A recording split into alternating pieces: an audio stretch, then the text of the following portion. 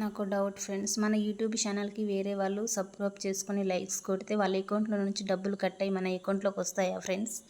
నేను ఎందుకు అలా అంటున్నానంటే, ఒక బాబు నా వీడియోస్ చూస్తుండనమాట.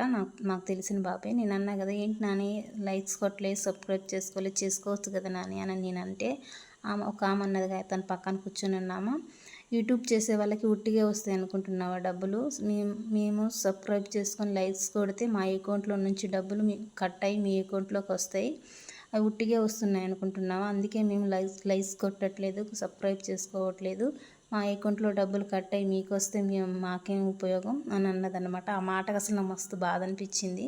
లేదక్క అలా అవ్వదు, అదంతా నీకెవరు చెప్పారు అసలు అని నేను అంటే, లేదు మాకు తెలుసు, నువ్వేం మాకు చెప్పనవసరం లేదు, మేము అందుకే కొట్టట్లేదు, లైక్స్ కొట్టట్లేదు, సబ్స్క్రైబ్ చేసుకోము అని అన్నదనమాట. ఎవరిష్టం వాళ్ళకి కానీ ఫ్రెండ్స్, నాకైతే ఆ మాటకి మస్తు బాధ అనిపించింది. ఇది నిజమా ఫ్రెండ్స్ చెప్పండి.